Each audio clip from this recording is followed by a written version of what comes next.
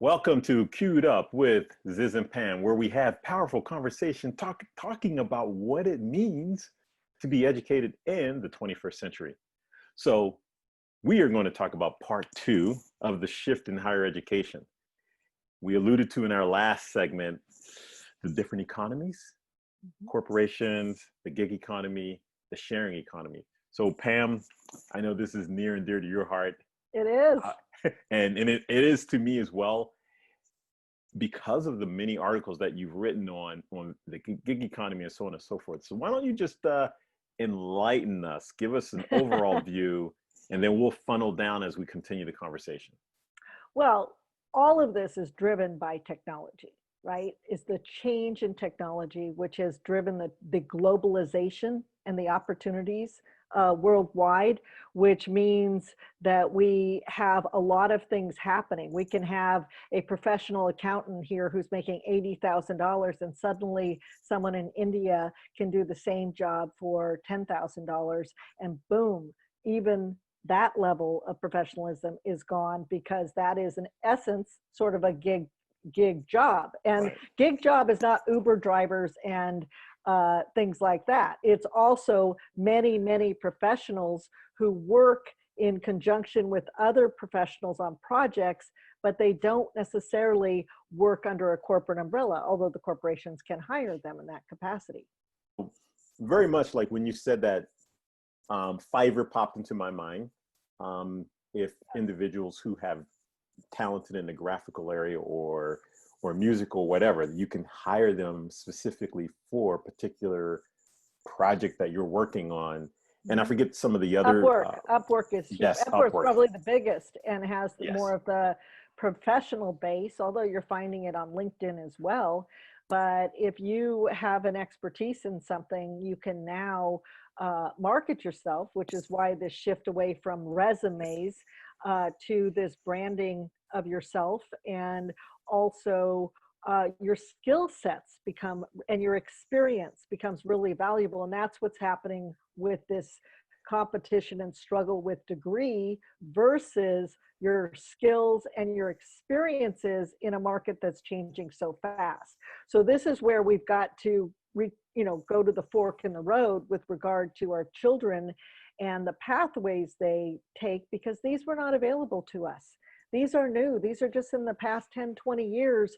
All of a sudden, we are in a whole different ball game with three different economies. There's the full-time corporate job, which will not last long. At some point in their lives, they are going to be on their own between jobs. So what are they doing with freelancing or gig? Can they do something that allows them to fill in with their expertise? And then the third one being the sharing economy. How do they get a resource, whether it be their car, their home, their surfboard, I don't care, but something that allows them to be participating in the sharing economy with the things that we own. Yeah, and without all being said, I don't find many schools really talking about that. A lot of times, those institutions, they're just not that familiar with it, and it's by no fault of theirs. Now here's the irony. A lot of teachers, because they aren't working in the summer, depending on if they're full year or not, they are participating in the gig economy. Mm-hmm. Some of them are tutoring, some of them are leading workshops, so they're doing different things. So the irony is, you have teachers who are participating in the gig economy because their corporation / the public service that they're providing and being paid through isn't providing enough income for them to, or I shouldn't say it's not providing enough income. They want to make more income because, well, actually, the living standard, the cost of living. Oh, absolutely. Right. But I do think, I was going to say really quick, I do think they should be paid higher than entertainers.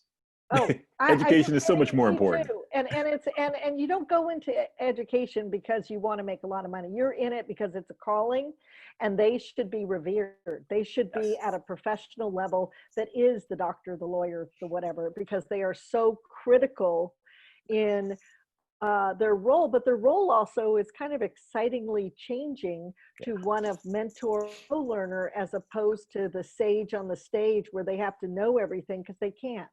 Our economy has changed so fast. So getting back to this dramatically changing economy, which is driving everything, and a higher education system where the costs have gone up 1,400%. I mean, higher, it's crazy outrageous. So this professor, Scott Galloway, he's from NYU, has been really throwing some stuff out there about the change that he sees happening in higher eds that really goes along with another movement called the 60-year curriculum. So in recognition that 4 years is a long time, and a lot too much is happening too fast in that 4-year period, and in fact that it takes more people 5 years, that it costs too much, that when they get out, that degree is not necessarily getting them a job. Maybe at an institutional level it might, but it's not preparing them for the literal agility they need to be able to move between the different economies at different times. I told my kids, it's not about getting a job. Yeah, you need to know how to get a job, but you're going to also need to know how to create a job, because creating a job is going to be essential throughout your life as technology changes. This is why corporations don't know where they're going to be 5 years from now or 3 years from now, because technology is changing. If they're able to automate some things, they're needing new positions where people can go between the automation and the people and act as an interface. There is so much creativity and art in navigating this time period that's really, really exciting, but a degree doesn't always get you there. It can. So I want to say I'm not anti-college.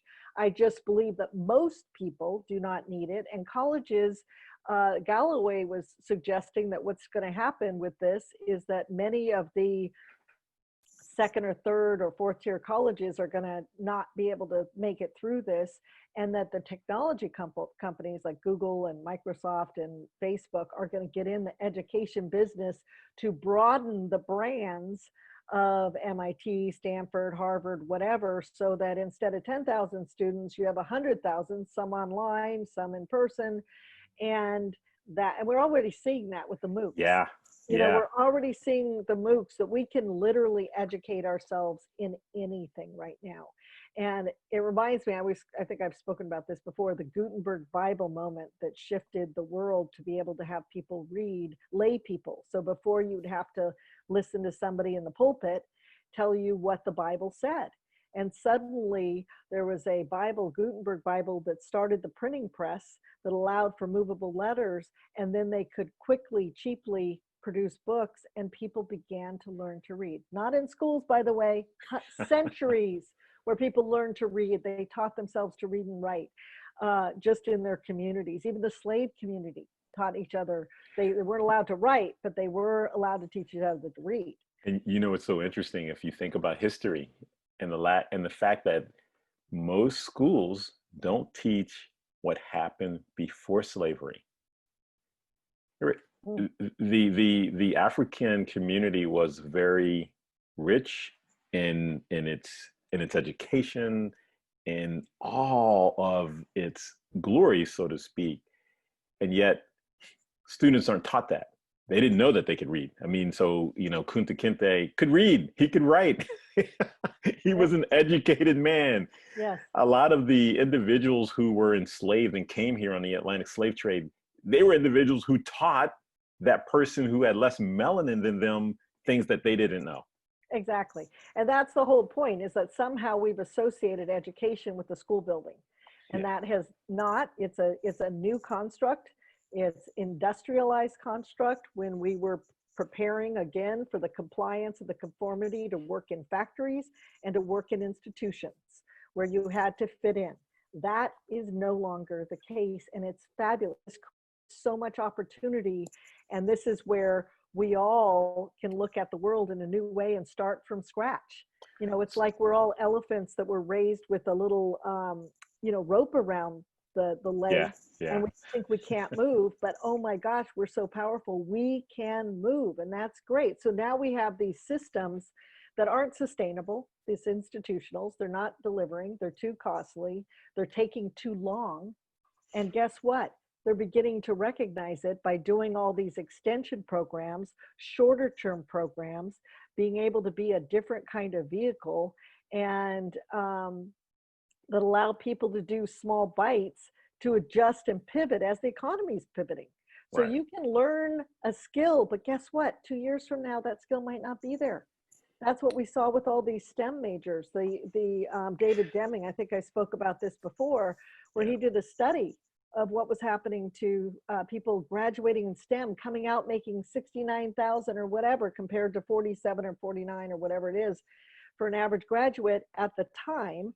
And very quickly their incomes dropped, and within 10 years 58% had left the field, because it really was about learning to keep up.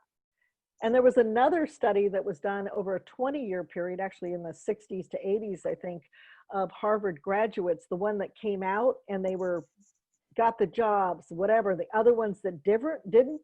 And over the course of the life, the ones that had to scramble, be agile, figure it out, their life satisfaction increased over the course of their lives. So this whole idea of being agile in an uncertain environment, having to figure out, having to navigate, we need to prepare our kids for that.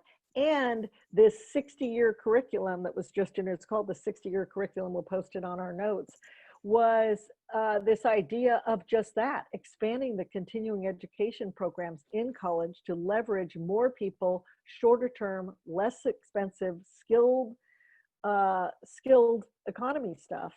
Now I hear they'll say, well, what about campus? There's so much more to campus than that, which there could be, except that we're sending people who are not mentally healthy to campus and that don't have life skills. And the fact that tenured professors are doing research, and the fact that 60 to 70% of the professors are adjunct professors who don't get health insurance, who don't get, and have to work multiple jobs. So really undergrads are not that, it's not the, Dead Poet Society with Robin Williams, really, really challenging those kids. That's a Yeah. lot harder to get. And actually the places you'd most likely get in that smaller liberal education schools, those are the ones that probably aren't going to survive anyway, because their costs are too high. And we just need to look at things differently. Yeah. So what, so it's interesting. That's a lot. It's a lot because of the shift and change. One of the things that's change is inevitable. What we tend to do is resist it because we're not used to it. And sometimes we don't see it. So what we're talking about here is, it's a major paradigm shift. It's actually, like you said, it's been happening. We have to be aware of it, and beyond just awareness. I think if you think about, it's well, let's look. You think about it. Google's been around how long now? I don't even know. It hasn't been more than 30 years. Yeah. It's like 12 years, I think. Or 2000. Twitter, Yeah. Facebook, all those are companies that, well, not Alibaba, but I was just going to say, a company like, there are many, many companies. Uber, what is that? 6 years? It was 2007. Yeah. So it's, Longer, yeah, and feels then like. you got the scooters, the bike scooters. So things are changing, and that's essentially what we're saying. You have to be aware of the change, but then position yourself, have enough flexibility to adapt to those Right. changes. Right. And that's what we're really talking about, parents Yes, and and that's, educators and everyone else. yeah, and that's the hindrance of our system Yes. that was built for the 20th century institutional economy, that we've shifted to this entrepreneurial networking economy, and the skill sets are different. So in fact, the way we're teaching, not only does it devalue the human being and their worthiness and individual by standardizing them based on their age, which is horrific. Historians will not be kind to us when they look back. They will not. It is really horrific. But when you begin to understand that that is an old system, nothing makes me crazier than when I see earnings projections as if the economy's staying the same of what it's been. Oh my gosh, that is like number one in the worst assumption you can make, is that the way things have been are the way it's. I love this with sports. You see this with sports all the time. Well, they've never won the, whatever, so they're not going to be, chances are. No, things change all the time. We love to see things change. But I think that we really have to prepare our kids to navigate, be agile, entrepreneurial. So you just mentioned, and what you just said, it made me think of, and I had to look it up really quick. So Jim Goodnight, who is the CEO of SAS, so that particular company is in that space of technology. In that space of technology, he has like a, I don't know, it's under 3% turnover rate, which basically means, and it's a privately owned company. So he owns it. He won't take it public because of exactly what you said. How can I predict what's going to happen in the next quarter when things change and fluctuate so much? Mm-hmm. So the beauty of what he has done, I mean, he has been someone who's been invited to major institutions to talk to students who are getting their MBA at Stanford and so on and so forth. But he just said, look, my most important asset, of course, this is pre-COVID, we're leaving at 5 or 4 p.m. every single day. And I'm hoping they come back the next day. So he provided healthcare on site. He had educational opportunities on site. He did things to provide for his employees that was going to make it easier for them to build and grow and so on and so forth. So he was ahead of his time. And if anyone wants to get a chance to check him out, is Jim Goodnight. He definitely an outlier within the business world, but you hit the nail on the head. You cannot project. Think about all the projections that the individuals had Oh, yeah. this past quarter. Oh, business. Could you imagine in 2007, the iPhone's invented and you make a business plan in like 2005 and you're projecting 5 or 10 years out? No way. I No mean, way. but we have this, somehow we make things, I forgot the term for it, where we make things concrete that are not concrete. And we ignore basic humanness. Arrogance? Maybe that's what it's called. You know, it must be, or that we're always going to be dominant and that this is the role, right? And that there's a scarcity in life instead of not a scarcity, and our responsibility and all of these things.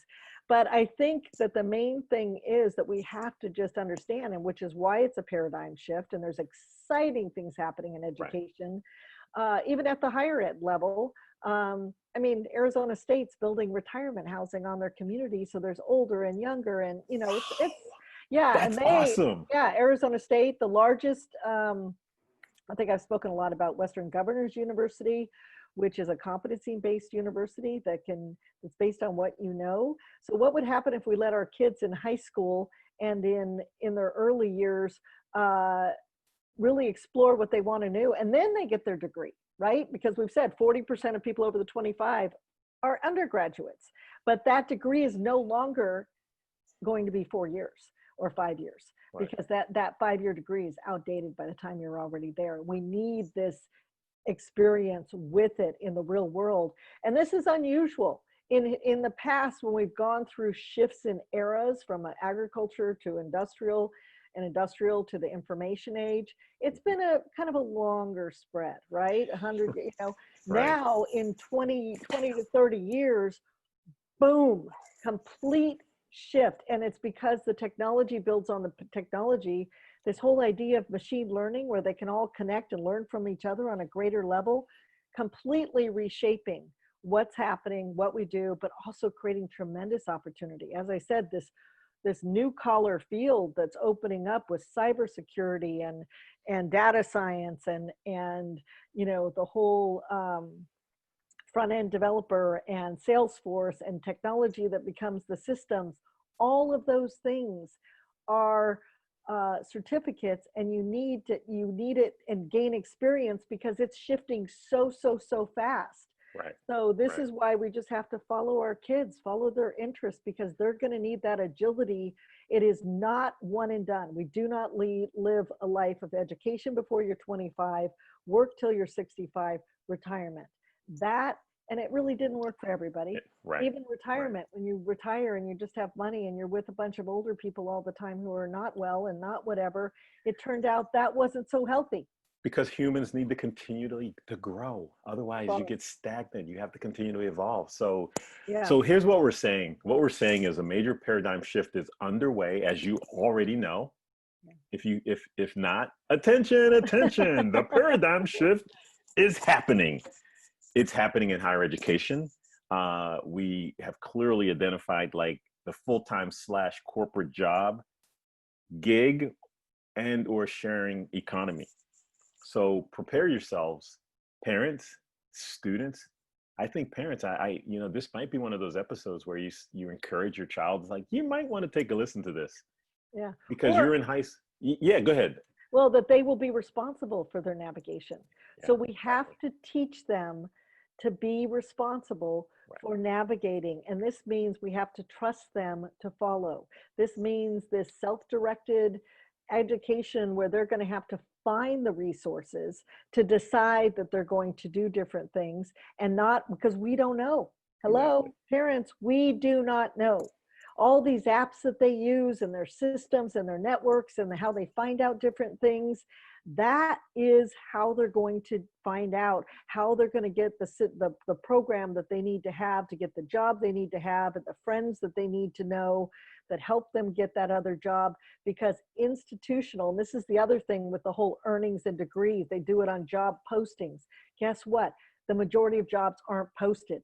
They're Right. found through companies saying, hey, do you guys know anybody that needs this? Or you and I saying, oh, we got to fill this blank in. I mean, I just am on my Viktor Frankl Institute of America website. We were finding someone to do the bookkeeping, so then it's like, okay, how do we network and find that component as we broaden our array of services? And so that's not a post.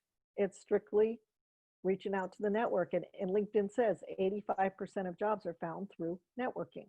So we have to really, really prepare our kids that it's their job to constantly maneuver in life, because they're not going to have the institutional one size fits all, soup to nuts, and we really haven't had it for years.